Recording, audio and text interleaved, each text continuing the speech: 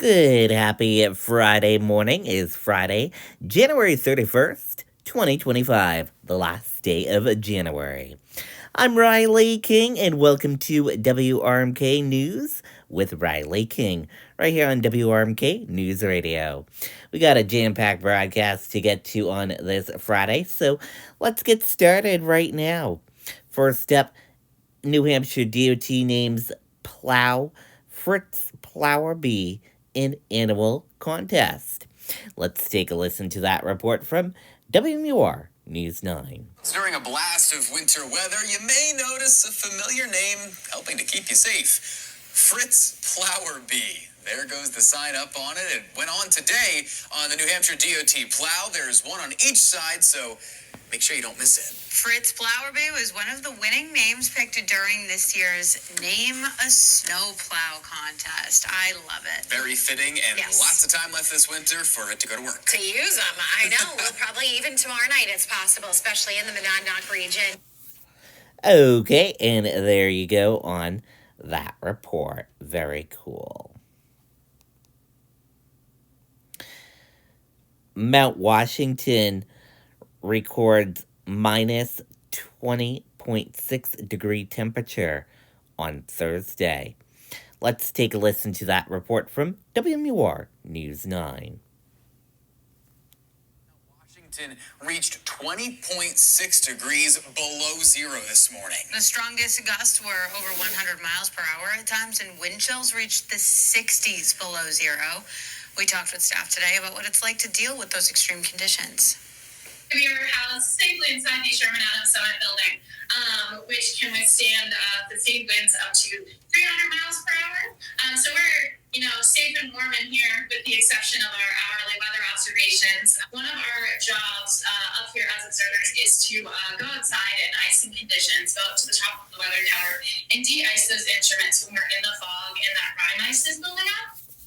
So doing that as safely as possible, but trying to do it in a quick manner to get back inside when it's so cold up there. They've got all the right gear, though. They are Yeah. totally equipped, and a lot of those meteorologists love that kind of stuff. When it gets real bad, it's kind of enjoyable in a way to experience it. Okay, there you go. Very cold. Brr. Would not want to be there. Londonderry police officers struck by a vehicle and taken to the hospital for evaluation. Let's take a listen to that report from WMUR News 9. We're also following breaking news from Londonderry now, where a police officer is doing okay tonight after he was hit by another vehicle. Police say it happened on Hardy Road. The officer was checking a broken down vehicle at the time. They were taken to the hospital to be evaluated. Okay, and there you go on that report.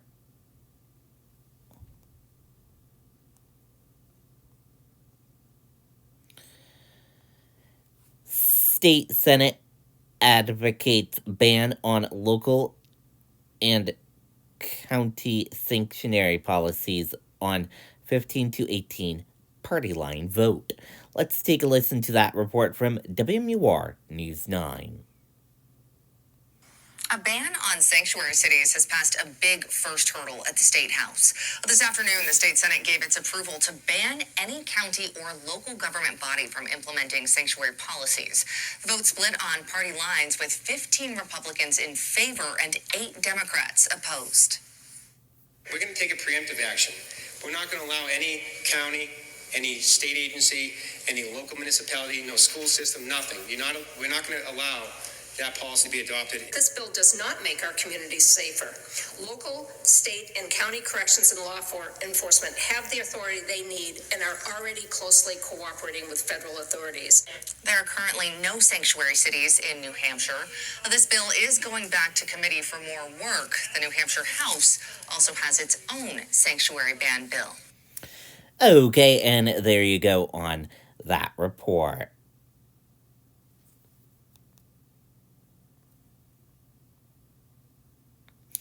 President Trump criticized DEI policies after deadly mid-air collision. Let's take a listen to that report from WMUR News 9. Do not know what led to this crash, but we have some very strong opinions. President Donald Trump letting those opinions be known from the White House press room. We must have only the highest standards for those who work in our aviation system. The president railing against air traffic control hiring standards he says were lowered after his first term to meet diversity, equity, and inclusion goals, criticizing the Obama and Biden administrations and reading directly from the FAA website. Partial paralysis, complete paralysis, epilepsy, severe intellectual disability, psychiatric disability, and dwarfism all qualify. According to the Internet Archive, that same language has been on the FAA website for more than a decade, including all of President Trump's first term.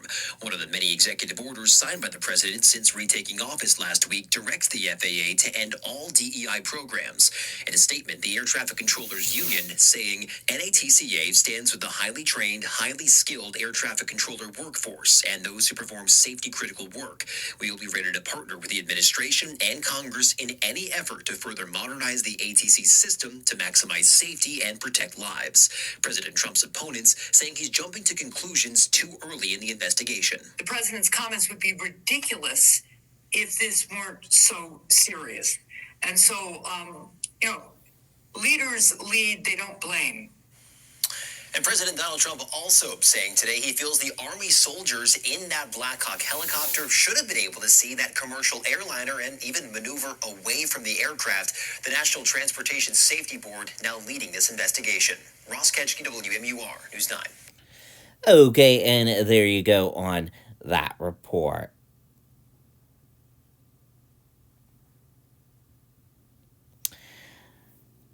Black Hawk chopper involved in DC collision was on training when it happened with another plane. Let's take a listen to that report from CBS Evening News. Black Hawk helicopters are a common sight in the sky along the Potomac. They are built by Sikorsky in Connecticut, and Charlie Daggett at the Pentagon tells us they've been a workhorse for the Army for almost 50 years. The Black Hawk was on a training flight, a mission similar to those flown every day by Army helicopters in the tight air corridors around the nation's capital. No excuses. We're going to get to the bottom of this. Defense Secretary Pete Hegseth said there was nothing unusual about the flight, which took off from nearby Fort Belvoir. Routine annual retraining of night flights on a standard corridor for a continuity of government mission. The military does dangerous things. It does routine things on the regular basis. Tragically, last night, a mistake was made. The pilot, co-pilot, and crew chief, Ryan O'Hara, who leaves behind a wife and a 1-year-old son, were killed. The Army said they were all very experienced. Former Black Hawk pilot Bradley Bowman flew this route along the Potomac many times. What are the challenges? The area around Reagan National Airport is one of the busiest, if not the busiest, in the nation.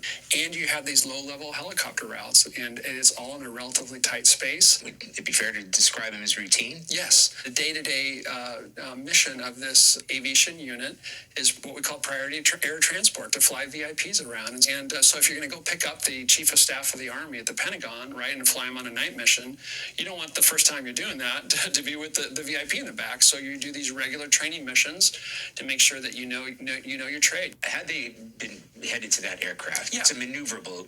For sure, it's incredibly maneuverable. You can think of it like a Porsche in the sky, very maneuverable, lots of power. They could have maneuvered quickly if they'd seen the problem. And Charlie Daggett joins us now from the Pentagon. Charlie, you mentioned this was an experienced crew. How experienced are we talking here? Well, we understand that one of the crew members had 1,000 hours, flight hours. Another one had 500. To put that in perspective, these are helicopters by military standards. That's quite a lot. Helicopters don't spend that much time in the air, but to put it in perspective, commercial pilots on a busy year might see about 700 hours. And Charlie, real quickly here, a lot of people might wonder, why would they train in such a congested urban area? Yeah, Maurice, people have said, why didn't you do it to the north or the south? Why do it right at the airport? You train for the environment that you're in, it has been explained to me. Is it dark? Is it congested? Is it busy? Are there planes coming in? Is it the flight path? That is what you train for, and that is where the assessment takes place. And that is why, again, routine and repeatedly, these assessments take place in these areas. Okay, Charlie Daggett at the Pentagon, thanks so much. Okay, and there you go on that report. We're going to switch gears now and let's go into your weather. Rain, snow could make for tricky road conditions. Let's take a listen to that weather report from WMUR News 9, Kevin Skrupa. Fair skies as we get started early on a Friday morning and to wrap up the month of January, but we are looking at the next system moving in later on this afternoon. Mostly in the form of light rain initially, but going over to some light snow later this evening. Temperatures will be up into the 30s out ahead of that. Likely a wet evening commute with a couple of slippery spots developing as any sort of light rain gradually switches over to light snow. May happen first in southwestern parts of the state, especially up into rain, and then for the rest of us as we go through the evening before wrapping up overnight. No travel impacts expected for the weekend as any early light snow just before sunrise on Saturday eventually gives way to sunshine and a brisk wind out of the northwest. So some slippery travel is expected later tonight as we switch to light snow after dark. I think beyond that, you'll notice a chilly weekend, 25 to 30 both days, sunshine, brisk winds Saturday, lighter winds. Temperatures with clouds thickening on Sunday in the mid-20s. Little jump in readings for Monday. That will be after some light snow pulls away early in the day, but the cooler air wins out again for Tuesday and Wednesday of next week. Dynamic system, and a good portion of the heaviest moisture from that system will be to our south. But on the northern fringes of that, likely just warm enough because it arrives in the afternoon, and temperatures up into the 30s to start as light rain, but then eventually going over to wet snow. You will notice here on Futurecast, which shows it pretty well, we start as a little bit of light rain in southern areas during the afternoon, and there's the gradual switchover that will start to occur later in the afternoon and into the evening before wrapping up overnight. Again, any early clouds or snow showers early on Saturday giving way to sunshine, brisk winds out of the northwest, and temperatures either side of 30 in the afternoon. After a cold start to the day on Sunday, where temperatures drop back into the single digits above and below zero, clouds will increase through the afternoon. Next system Sunday evening looks like a band of light snow or snow showers, which should gradually give way to that milder air on Monday afternoon. So here's a look at your 7-day forecast after, again, that look at just the general 1 to 3 inch accumulation out of the system, a little bit less up north. And again, the amount's down just because we start as initially some rainfall in the southeastern half of the state. Another system Sunday night and Monday, and possibly another system Wednesday into Thursday. Okay, and there you go on that weather report. Now let's take a look at your traffic and see how those roadways are shaping up for this morning as you head out. 93 heading into Massachusetts, a fairly nice smooth sailing ride there. 293, nice smooth sailing ride around the Manchester area, nice smooth sailing ride as well. 93 around Hooks at Bow and Concord, nice smooth sailing ride, a little bit of medium and a little tiny spot of slow traffic.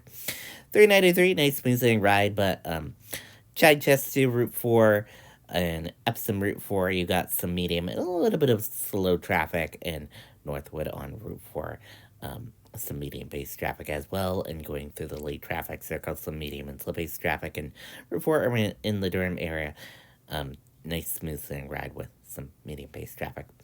Route 16 over the Spotlight, nice smooth sailing ride. 95, nice smooth sailing ride, a little bit of medium pace traffic and slow traffic, but not too bad. And 101, nice smooth sailing ride as well. And Merrimack, Nashua into that border, Massachusetts, nice smooth sailing ride there as well. That's a look at your traffic, and that does it for this edition of WRMK News with Riley King right here on WRMK News Radio. Thank you for tuning in and listening. Have a fantastic Friday. Goodbye.